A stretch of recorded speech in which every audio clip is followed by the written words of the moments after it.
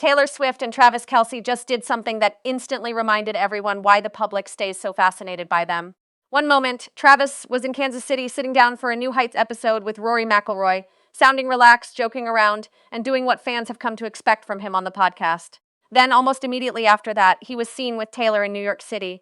And before people even had time to process that sighting, new photos surfaced showing the two of them together in London. That sudden shift from Kansas City to New York to London made the entire thing feel less like a planned celebrity rollout and more like one of those spontaneous decisions couples make when they just want to be together, no matter how hectic life gets. That's what made this moment hit differently. It wasn't just that they were seen, it was how unexpected it felt, how fast it happened, and how natural they looked once they were finally photographed. The London appearance quickly turned into one of the most talked about celebrity moments of the week, not because they were walking a red carpet or attending some highly publicized event, but because they appeared to be doing the exact opposite. They were not posing for a campaign. They were not standing in front of a backdrop with logos behind them. They were simply leaving dinner, hand in hand, smiling, looking relaxed, and giving off the kind of energy that fans always seem to look for in photos of famous couples, ease. The images made people pause because they didn't feel like a performance. They felt like a glimpse into a relationship that, for all its visibility, still seems to hold on to private little moments when it can. That is really the key to why these photos spread so quickly online. It wasn't just Taylor and Travis in London. It was Taylor and Travis in London seemingly choosing something intimate over something flashy. In a celebrity culture where every appearance can be turned into a message, a brand moment, or a narrative-building exercise, this looked refreshingly simple. They reportedly had dinner at Gymkhana, the Michelin-starred Indian restaurant in London's Mayfair district, a place known for elegance, discretion, and a kind of upscale privacy that high-profile guests value. That choice alone told its own story. If they wanted noise, they could have picked a more obvious location. If they wanted spectacle, they could have stepped into a bigger, more public scene. Instead, the setting suggested they wanted a beautiful meal, a little protection from chaos, and a chance to enjoy each other away from the nonstop machine of headlines and commentary. When the two of them stepped outside after dinner, the photos immediately lit up social media. They were holding hands, smiling, and moving with that quiet, synced rhythm people always notice in couples who are genuinely comfortable with each other. And then there was the detail that sent fans into overdrive, their outfits. They appeared in coordinating dark looks, both wearing structured pieces that created this subtle sense of unity without making it look overly planned. It didn't come across as costume-like or try-hard. It looked effortless, the kind of matching that happens when two people are deeply aligned and know how to move through the world together without overthinking it. Fans love details like that because they seem small but they feel symbolic. Matching looks are rarely just about fashion in the public imagination. People read them as signs of closeness, shared mood, and emotional rhythm. That is why the reaction was so strong. People were not simply admiring what Taylor wore or what Travis wore. They were responding to what the entire visual suggested. It gave the impression of a couple that was on the same page, not just stylistically, but emotionally. And when you place that image in the middle of all the chatter surrounding them lately, especially the constant rumors about engagement plans, wedding plans, privacy strategies, and the pressure of public interest, the trip starts to feel even more significant. Fans have been watching this relationship through every phase. The excitement of early appearances, the frenzy around football games, the cultural crossover of two gigantic public worlds colliding, and now what appears to be a more settled, more intentional stage. So when they disappear overseas for what looks like a simple dinner date, people naturally start asking what that says about where they are now. A lot of the emotional weight behind this moment comes from timing. For weeks, the conversation around Taylor and Travis has been filled with speculation. There has been nonstop talk about what comes next for them, whether they are deep into future planning, how they are handling privacy, and how they are managing an intense level of attention that most couples could never imagine. Even when there is no official confirmation of every rumor floating around, the noise itself creates pressure. That is the strange thing about being a famous couple at their level. Rumors alone become part of the environment. They shape the conversation, influence public perception, and create a kind of invisible tension around even the most ordinary decisions. When two people in that position suddenly leave the country together for a quiet night out, fans do not just see a dinner, they see relief, they see escape. They see two people trying to carve out normalcy where almost none exists. And honestly, that reading is not hard to understand. Think about the reality of their schedules, the demands of their careers, and the volume of public discussion that follows even the smallest sighting. Taylor Swift exists in a level of celebrity so enormous that almost every movement becomes global content. Travis Kelce, meanwhile, is not just an NFL star, but someone who has grown into a full media personality with his own thriving platform, his own fan ecosystem, and his own expanding life outside football. Put them together and every appearance becomes bigger than the moment itself. That is exactly why a private dinner in London can feel more revealing than a huge public event. It suggests intention. It suggests that beneath all the spectacle, they may be trying to protect the part of the relationship that matters most, the part that belongs only to them. Fans also connected these images to the fact that Taylor and Travis have kept a relatively low profile in certain spaces lately. They have not treated every invitation as an opportunity to be seen.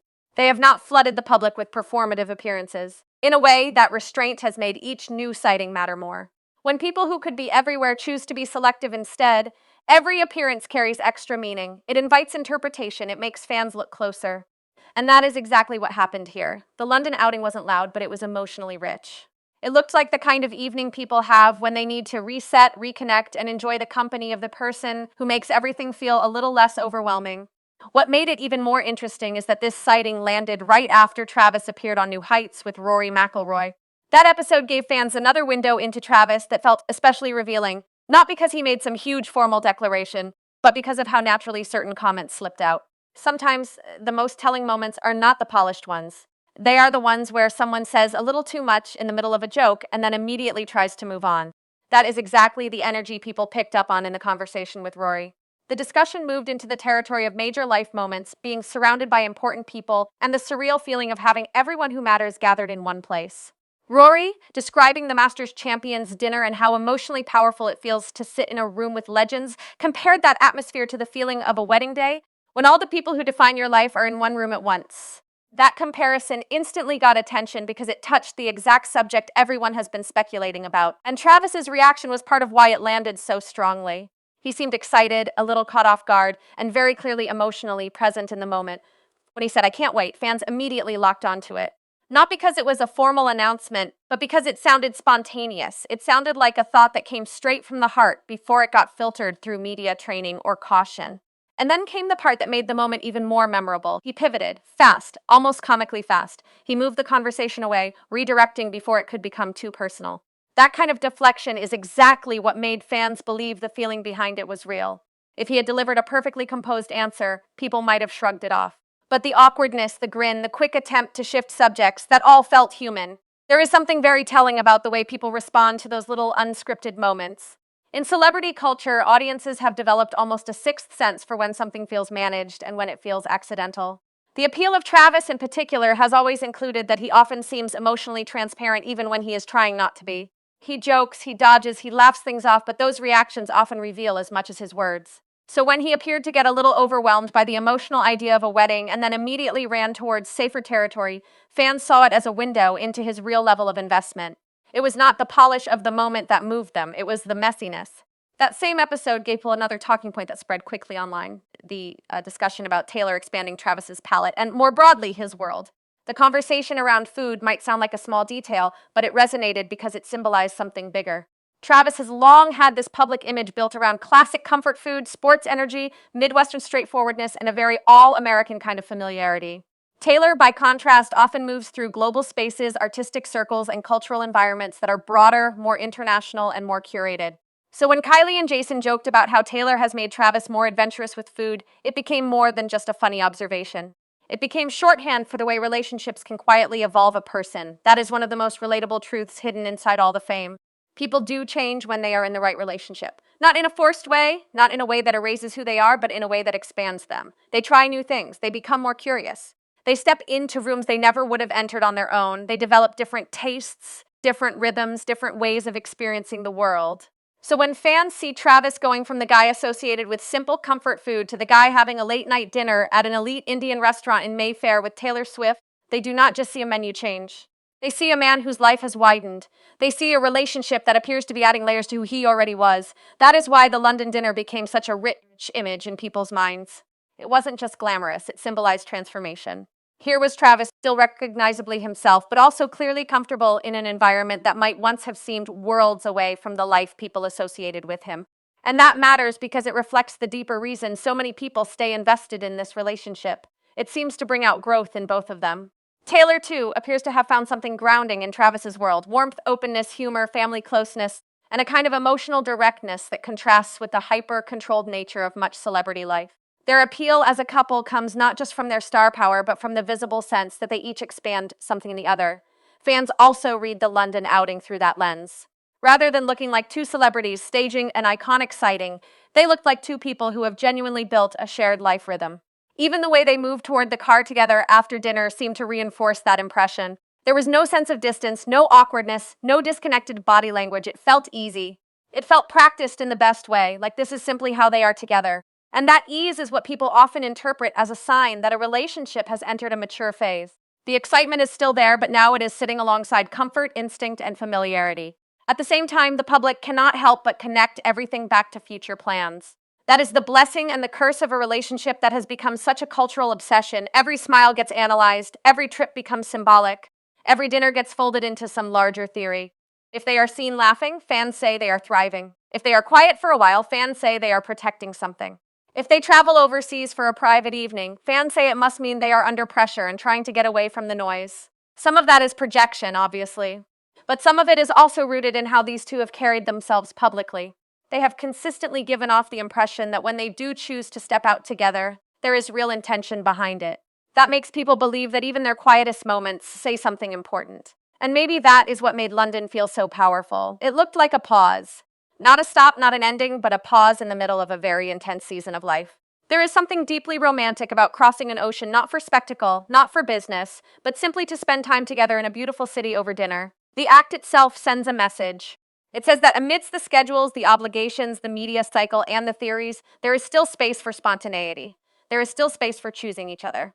There is still space for normal couple behavior, even if nothing about their lives is remotely normal. Meanwhile, while Travis has been generating headlines through surprise travel and revealing podcast moments, Kelce has also been having a wave of viral moments that unexpectedly support the larger picture people have of this family. Kylie's appeal has always come from how direct, funny, and unfiltered she is. She doesn't perform polish in the same way many public figures do. She says what she means, and she says it with a combination of humor and backbone that audiences immediately trust. During a recent conversation, Kylie talked about the way she handles rude behavior at games, especially when people forget how to act in family sections. Her explanation that she has no problem directly confronting people who are crossing the line instantly went viral because it felt so completely on brand for her. You could practically hear her saying it. What made that moment matter beyond simple comedy is that it reinforced something fans have sensed about the Kelce family for a long time. They are fiercely protective of one another. Their loyalty is not subtle, it is one of the defining traits of the entire family dynamic. Whether it is Donna Kelce showing up for her sons, Jason and Travis publicly supporting each other, or Kylie making it very clear that she is ready to defend her people if necessary, there is a through line of commitment that feels unusually strong and unusually visible. And once Taylor became part of Travis's inner world, fans naturally started measuring how she fit into that dynamic. The answer, in the eyes of many, is that she fits remarkably well. That fit is part of what fuels so much optimism around them. The Kelces do not come across as people who do things halfway. They are emotional, outspoken, and all in by nature. They show up for their people loudly. They laugh hard, defend hard, and commit hard. So when fans look at Taylor within that orbit, they see someone who seems not just accepted, but integrated.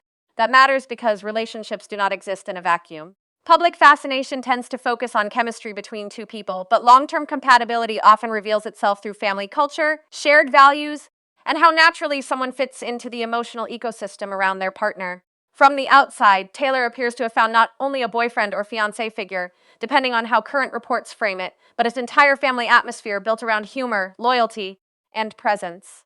Kylie created another viral moment when the conversation turned to Mother's Day. Travis casually asked about plans, and Kylie gave that unforgettable blunt answer, no. The one-word delivery was what made it so funny. There was no decoration around it, no attempt to soften it, just immediate honesty. Jason's reaction only made it better because you could hear the panic setting in. It felt like every married couple holiday conversation compressed into one perfect exchange. Kylie, completely unbothered, cutting straight to the truth. Jason realizing in real time that the calendar had moved faster than his planning. Travis, of course, finding the whole thing hilarious. It was an ideal podcast moment because it was so mundane and so recognizable, yet made infinitely more entertaining by the personalities involved. And again, that kind of moment matters in the broader story because it adds texture to the world Travis comes from and the world Taylor has increasingly been seen around. For all the fame, the glamour, and the extreme public attention, there is something deeply ordinary in these interactions. There is holiday planning stress. There are family jokes. There is the familiar dynamic of one partner being more prepared than the other. There is roasting, affection, annoyance, and laughter all mixed together. Those scenes matter because they humanize the people at the center of the tabloid storm. They remind fans that underneath the headlines are families having the same conversations millions of other families have. When Kylie later described her ideal Mother's Day in very simple terms, with brunch right at the top of the list, it made the entire thing even better. Fans instantly understood the situation. Jason had very limited time to get it together. The online reaction wrote itself. People joked that he had only days left to find an elite brunch reservation and salvage the moment, but beneath the humor was another reason audiences loved it. It showed how authenticity travels. The Kelce family's brand, if you can even call it that, works because it does not feel overbuilt. It feels lived in. The jokes land because the dynamic feels real. The affection matters because it is visible under the teasing. That family energy becomes especially interesting when it is placed beside the image of Taylor and Travis in London. On one side, you have the intimate couple moment, hand-holding, matching tones, quiet dinner, subtle romance. On the other side, you have the wider family atmosphere, humor, directness, protectiveness, mild chaos, and emotional closeness. Together, those two things create a fuller picture of why people are so absorbed in this relationship. It is not only the fantasy of a pop icon and a football star finding love, it is also the fact that their worlds unexpectedly seem to complement each other. Taylor brings elegance, scale, global sophistication, and artistic mystique. Travis brings openness, humor, groundedness, and a famously loyal family orbit. The blend is compelling because the contrast works. That is why fans keep reading into seemingly tiny details. A dinner reservation becomes a statement. A matching outfit becomes symbolism. A podcast dodge becomes emotional evidence. A family joke becomes insight into the future. The relationship has become a kind of ongoing cultural text that people analyze in real time. Every new image gets folded into the larger narrative. And yet, ironically, what people seem to crave most are the moments that feel least curated, not the massive event, not the splashy announcement, just the casual walk to a car after dinner. Just the grin that slips out before someone changes the topic. Just the one-word answer that sends the entire room into chaos. That speaks to a larger shift in what audiences want from celebrity stories. Spectacle alone is not enough anymore. People can sense branding from miles away. What cuts through now is vulnerability, spontaneity, and emotional texture. That is exactly what the London trip delivered. It gave people an image that felt cinematic, yes, but not manufactured. It felt rich in mood without feeling staged. And because it arrived so suddenly, after a rapid chain of sightings across different cities, it amplified the sense that the two of them are still capable of surprising everyone. In a relationship this publicly watched, surprise itself becomes valuable. There is also another layer here, the idea of refuge. London, in this case, functioned not just as a glamorous backdrop, but as a temporary hideaway. Big enough to disappear into, beautiful enough to feel special, and far enough away from the center of American sports and entertainment noise to create some breathing room. That is likely part of why fans read so much emotion into the trip. They saw it not simply as travel, but as retreat. When two people who live under a microscope choose a city, a restaurant, and an evening that seem designed for closeness rather than exposure, it feels meaningful. And whether or not every rumor attached to them is accurate, the emotional truth that fans are responding to is clear. They want to believe that Taylor and Travis are protecting something real. They want to believe that the smiles in those photos mean more than good timing. They want to believe that behind the insane level of attention, the pressure, the theories, and the scrutiny, there is still a genuine connection strong enough to make them fly across an ocean for dinner and a night together. That is the fantasy, yes, but it is also the hope. People are not just watching for glamour. They are watching for proof that real intimacy can still survive in a world built to tear it apart. That is why the entire story has such staying power. It is not about one dinner, and it is not even really about one set of photos. It is about what those photos seem to represent. They suggest steadiness, they suggest choice. They suggest that the bond between them is not being sustained by spectacle, but by ordinary acts of togetherness that happen to unfold on an extraordinary scale. A dinner out, a shared look, a hand held tightly, a quick escape to somewhere quieter. These are simple things, but simplicity hits harder when it is so difficult to achieve. The New Heights moments deepen that interpretation rather than distract from it.